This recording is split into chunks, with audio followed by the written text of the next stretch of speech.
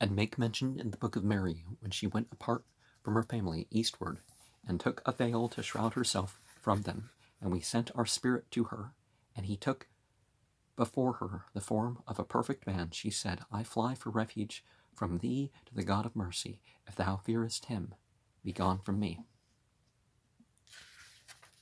He said, I am only a messenger of thy Lord, that I may bestow on thee a holy son. She said, how shall I have a son when a man hath never touched me, and I am not unchaste? He said, so shall it be. Thy Lord hath said, easy is this with me, and we will make him a sign to mankind, and a mercy from us, for it is a thing decreed.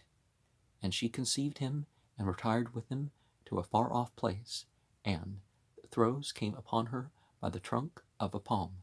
She said, oh, would that I had died ere this, and been a thing forgotten quite. And one cried to her from below her, grieve not thou, thy Lord hath provided a streamlet at thy feet, and shake the trunk of the palm tree toward thee. It will drop fresh ripe dates upon thee. Eat then and drink, and be of cheerful eye.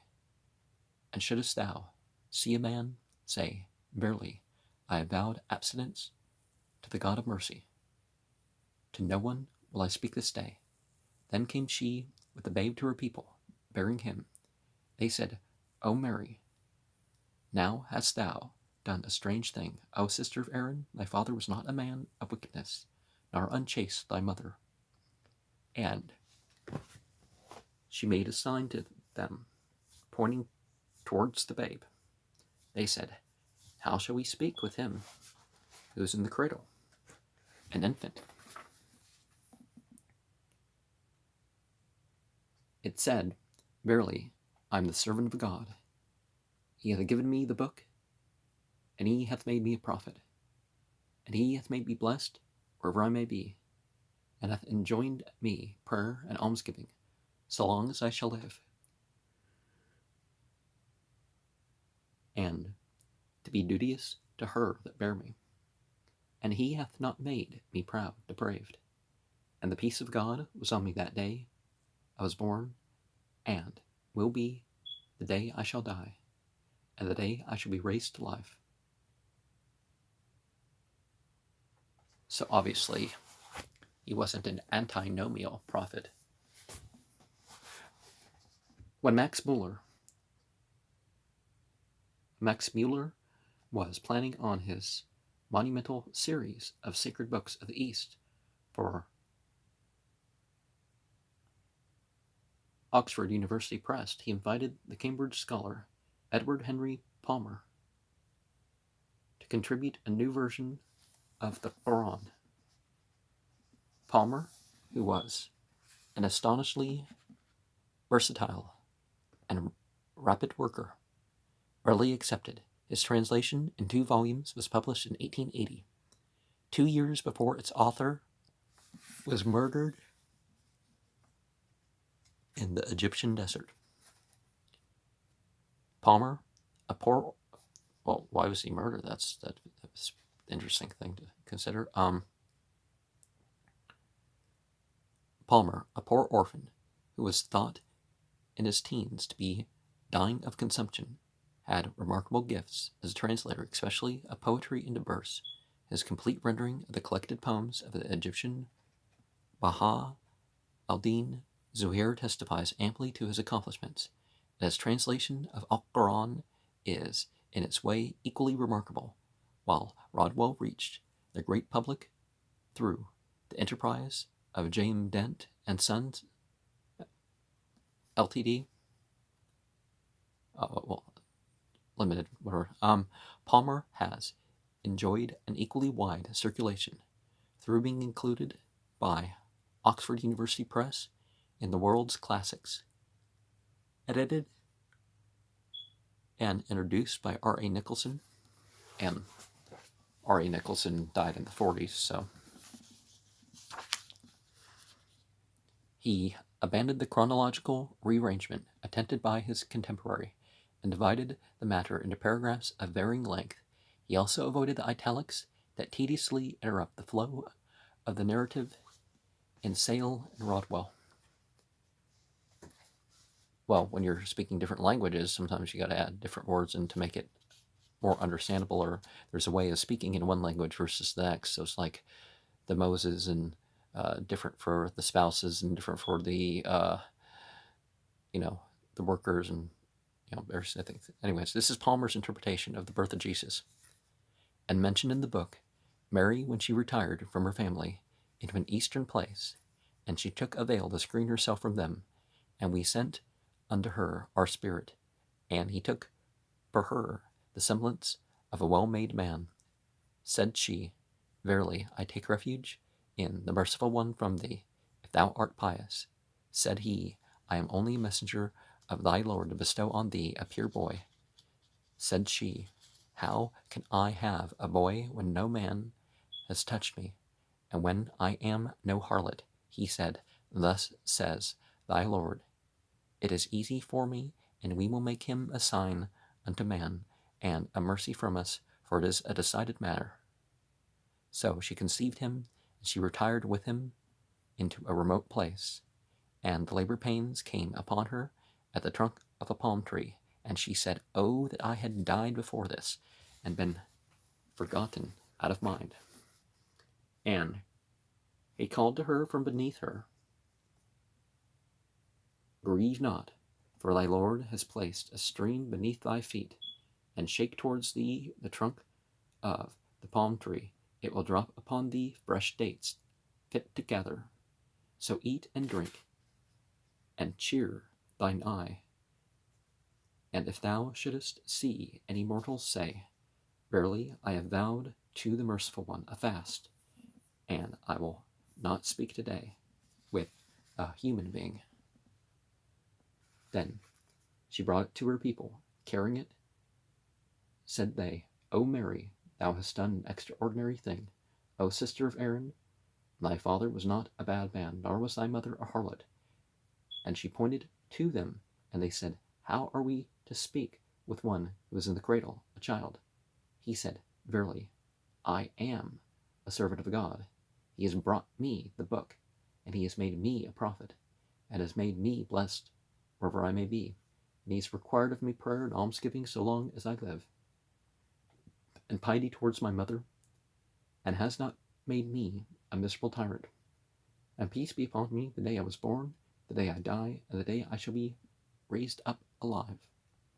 The first half of the present century has seen the study and interpretation of Al-Quran progress more rapidly and more intensively than ever before.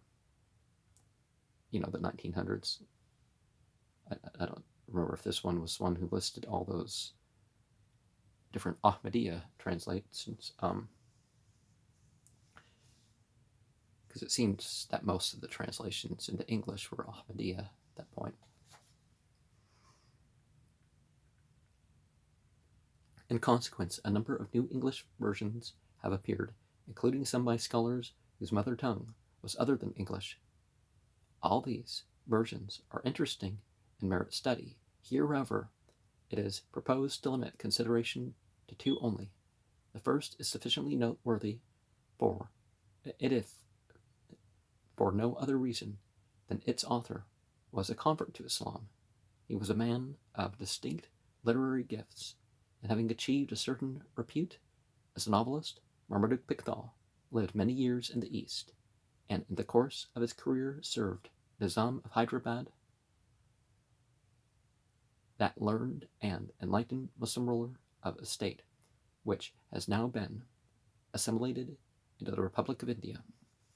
Pickthall claims special attention for his work in words that deserve respect today, that deserve respectful study. The aim of this work is to present to English readers what Muslimin of the world over hold to be the meaning of the words of Al-Quran and the nature of that book, in not unworthy language and concisely with a view to the requirements of English Muslimin. It may be reasonably claimed that no holy scripture can be fairly presented by one who disbelieves its inspiration and its message, and this is the first English translation of Al-Quran by an Englishman, who is a Muslim. Some of the translations include connotation offensive to Muslimin, and almost all employ a style of language which Muslimin at once recognize as unworthy.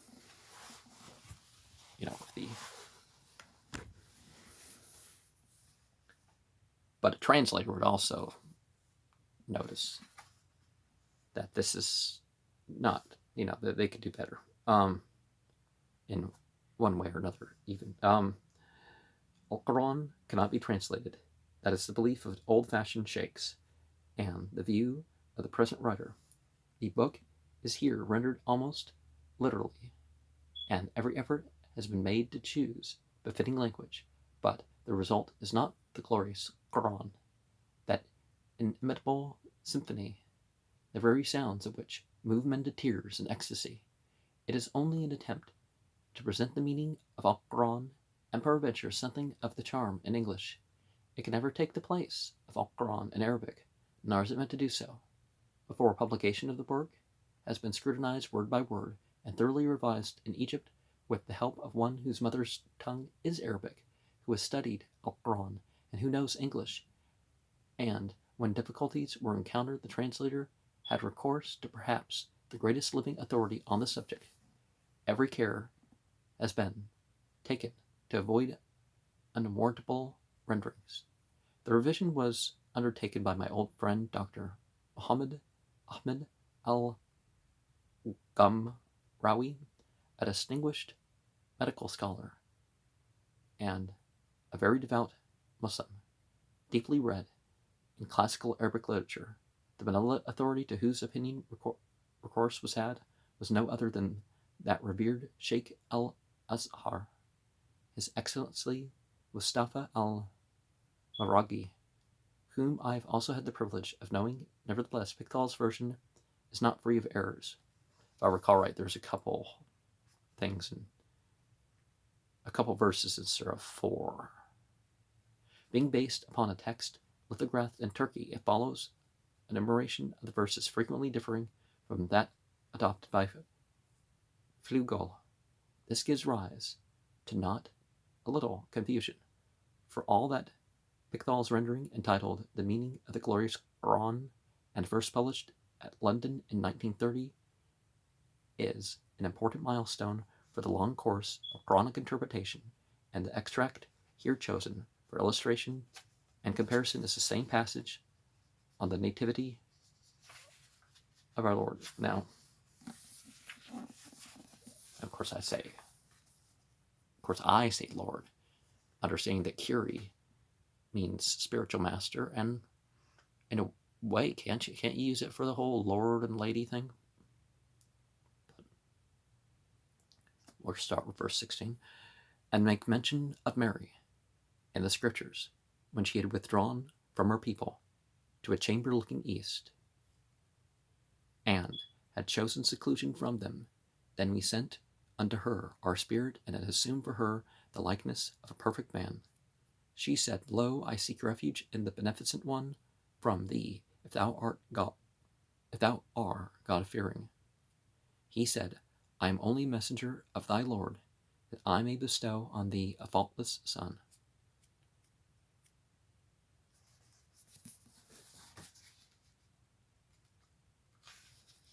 She said, How can I have a son when no mortal hath touched me, neither have I been unchaste? He said, So will it be. Thy Lord saith, It is easy for me, and it will be that we make of him a revelation for mankind and a mercy from us, and it is a thing ordained. And she conceived him, and she withdrew with him to a far place, and the pangs of childbirth drove her to the trunk of the palm tree. She said, O would that I had died ere this, and had become a thing of naught, forgotten. Then one cried unto her from below her, saying, Grieve not, thy Lord hath placed a rivulet beneath thee, and shake the trunk of the palm towards thee. Thou wilt cause ripe dates to fall upon thee. So eat and drink, and be consoled. And if thou meetest any mortal, say, Lo, I have vowed a fast unto the beneficent, and may not speak this day to any mortal. Then she brought him to her own folk, carrying him. They said, O Mary, thou hast come with an amazing thing. O sister of Aaron, thy father was not a wicked man, nor was thy mother a harlot. Then she pointed to him. They said, How can we talk to one who is in the cradle, a young boy? He spake, Lo, I am the slave of God. He hath given me the scripture, and hath appointed me a prophet, and hath made me blessed wheresoever I may be, and hath enjoined upon me prayer and almsgiving so long as I remain alive, and hath made me dutiful towards her who bore me, and hath not made me arrogant and blessed. Peace be upon me the day I was born, and the day I die, and the day I shall be raised alive. Now, in the parentheses, we have verse 21, it will be. And also, again, it will be. Verse 24, 1. Verse 32, hath made me. The other 20th century version chosen for particular mention is a 2-volume work of Richard Bell, late reader of Arabic in the University of Edinburgh, published in that famous city, 1937 to 1939. Dr. Bell was a most erudite scholar of Arabic and had devoted many years to his critical rearrangement of the Suwar, advancing well beyond the position taken up by the critics of the last century. He quite literally took Al-Quran to pieces and put it together again, his meticulous reconstruction extending as far as individual verses and even parts of verses, as he set up his translation in a kind of tabular form to indicate his views of how the discourse originally ran. It is virtually unreadable. Certainly, one needs to have some detailed knowledge of the text in order to benefit by the arduous exercise of studying his hard-labored pages. Bell followed Flugel's text, and the passage on the birth of Jesus, again chosen for comparison, is fortunately deemed by him to be uninterpolated, though to be true. He speculates that it is perhaps founded on an earlier version. And so again, 16 through 34, and the parentheses, verse 21, and it is 25, fruit. 30, them.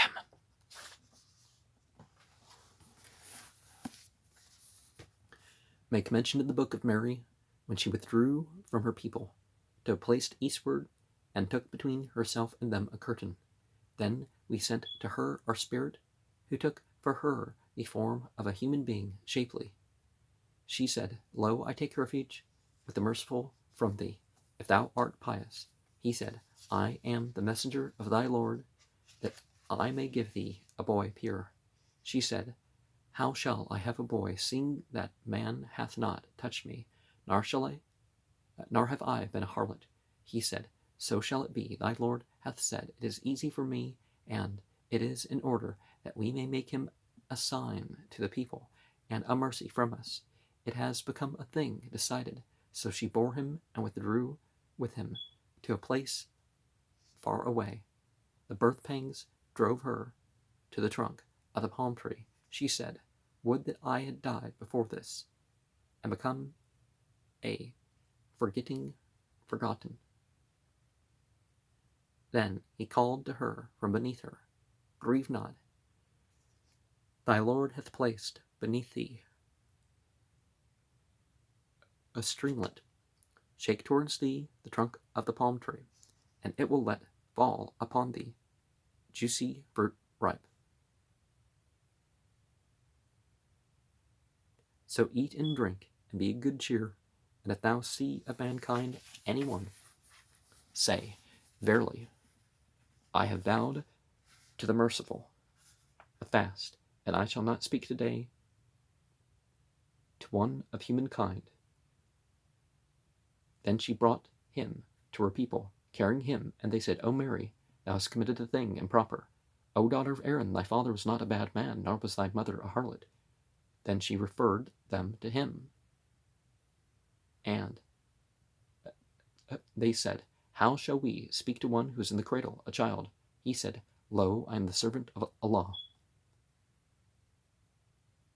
He hath bestowed on me the book, and hath made me a prophet, and hath made me blessed wherever I am, and hath charged me with the prayer and almsgiving, as long as I live, and dutiful towards my mother.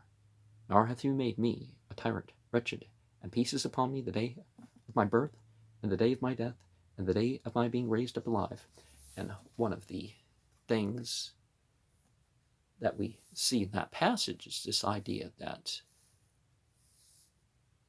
you can take oaths to not be as socially involved for a period or something, but it doesn't change your ritual obligations. You're going to speak when it's time to speak, right?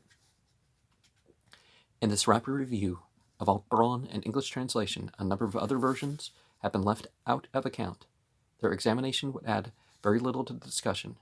The discriminating reader will not have failed to remark, even in the short extracts quoted, a certain uniformity and dull monotony characteristic of all, from the 17th down to the 20th century, a conscientious but slavish faithfulness to the letter, so far as the letter has been progressively understood, has, in general, excluded any corresponding reflection of the spirit, where that has at all been appreciated well.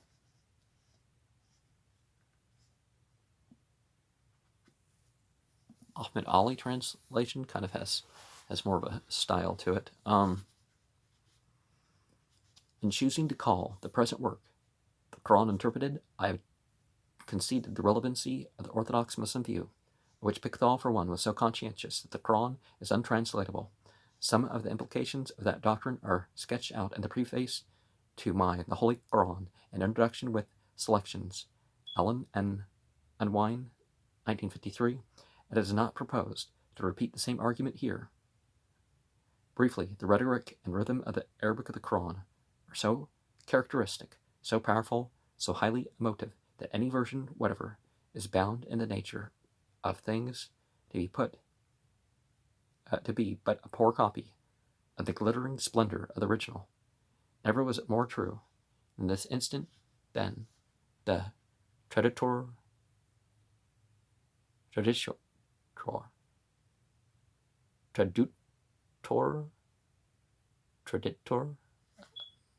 I think that's how you pronounce it. My chief reason for offering this new version of a book which has been translated many times. By translated, he's putting, the quotes over it, already, is that no previous rendering has a serious attempt been made to imitate, however imperfectly, those rhetorical and rhythmical patterns which are the glory and sublimity of the Quran, of Al-Quran. I'm breaking new ground here. It may therefore be thought appropriate to explain in short my intentions and my method. Now, the crudeness that people hear about when it comes to the Quran is very much simply the fact that it's this Arabic way of speaking and addressing. It doesn't need all those extra words. It doesn't need whatever. And the attempt to put a new order, even to point to putting verses in different order and that sort of stuff, indicates that even that even in translation, Al-Quran only makes sense in its proper it makes most sense in its proper order. Al-Quran, as is well known, is made up of 114 suwar of varying length, 6,175 verses. This volume contains the first 20, comprising a little over half of the whole. The Suwar collected into a volume after the death of Muhammad are not arranged in any chronological order. Indeed, most of those reproduced in this volume were revealed to the Prophet in the latter years of his mission. But as I am trying in this interpretation to indicate what Muslims of all ages have known as their sacred book, and not how a handful of European scholars have utterly essayed to recast it, I have followed the traditional arrangement for all its admitted perplexities.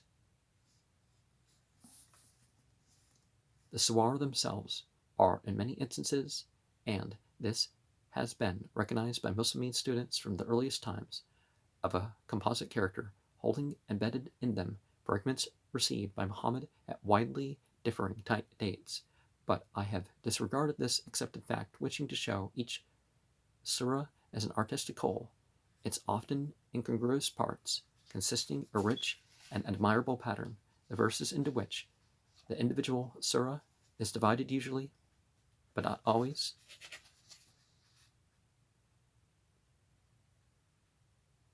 So that it would be 6,288 verses, right? Represent rhetorical, if you include the Bismillah ar-Rahman ar-Rahim as a verse. Oh, wait, no, that would be 7, because 6,287, because Surah 1, no matter how you cut it, is always 7 verses. Represents rhetorical units terminated and connected together by a rhyming word. A few bold spirits have ventured on occasion to show this feature by rhyming their translations. The resulting products have not been very impressive. For my own part, I have preferred to indicate these terminations and connections by rounding off each succession of loose rhythms with a much shorter line. The functions of rhyme in the Quran is quite different from the function of the rhyme in poetry. It therefore demands a different treatment in translation. You even get the subject changes, and you get a rhyme change, and there's stuff in the middle, the ends, so you can look for the rhyme, where the rhyme's going to be, but it's more than rhyme. There's not anything in the Quran that just stylizes the thing. There's everything has meaning. And when I mean different, it was, different. That has been my method in interpreting narrative, argumentative, and legislative passages, where, however, the original, as often enough, interposes between these leisurely periods, sudden outbursts of sharp rhetoric are shapely lyric. I have called attention to such changes of mood and tempo by making corresponding variations in my own rhythmical patterns. In this fashion, I've also striven to isolate and then to integrate the diverse sections of which each surah is composed. The reader may also wish to compare the results of applying this analysis and method with the traditional way of translating Al-Quran. Here then is my version of the birth of Jesus. And I guess we're going to have a 6th program of this, but and mentioned in the book Mary, when she withdrew from her people to an eastern place, and she took a veil apart from them, and we sent unto her our spirit, that presented himself to her, a man without fault. She said, I take refuge in the all-merciful from thee. If thou fearest God, he said, I am but a messenger, come from thy Lord, to give thee a boy most pure. She said, how shall I have a son whom no mortal has touched, neither have I been unchaste? He said, even so, thy Lord has said, easy is that for me, and that we may appoint him a sign unto men, and a mercy from us, it is a thing decreed.